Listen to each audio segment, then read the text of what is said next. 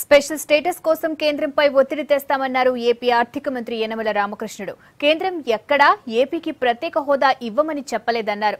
ఎవ్వరూ ఎలాంటి ఆందోళన చెందాల్సిన అవసరం లేదన్నారు. ఇప్పటికే కేంద్రం ఏపీకి అదనంగా 8,000 కోట్లు ఇచ్చిందన్నారు. పార్లమెంట్లో కేంద్ర మంత్రి ఇచ్చిన స్టేట్మెంట్లో ఎక్కడా ఏపీ ప్రస్తావన లేదన్నారు యనమల. ప్రొసీజర్ను మాత్రమే చదివి వినిపించారన్నారు. రైల్వే జోన్ గురించి కానీ అదర్ ఇన్స్టిట్యూషన్స్ కానీ ఎప్పుడు కూడా అడుగుతూనే ఉన్నాం. ఎప్పుడు ముఖ్యమంత్రి గారు వెళ్ళినప్పుడు కూడా దానికి సంబంధించినటువంటి శాఖ మార్చులతో కానీ ప్రధానమంత్రి గారితో కానీ మాకు స్పెషల్ స్టేటస్ ఇవ్వాలి, అదేవిధంగా ఇవన్నీ కూడా చట్టంలో చెప్పినటువంటివన్నీ కూడా ఇవ్వాలనేటువంటిది మొదటి నుంచి అడుగుతున్నాం. నిన్న అడిగాం, ఈ రోజున అడుగుతున్నాం, భవిష్యత్తులో కూడా అడుగుతాం.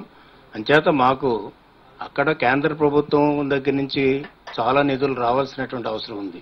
ఈ లోపల 14th ఫైనాన్స్ కమిషన్ వచ్చింది.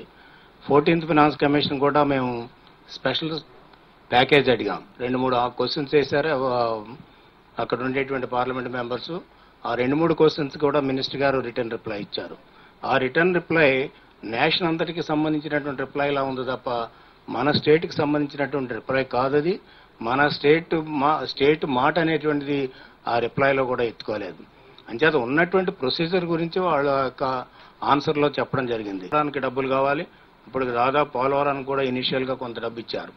అదేవిధంగా ఇన్స్టిట్యూషన్స్ అన్ని కూడా ఆల్మోస్ట్ చాలా ఇన్స్టిట్యూషన్స్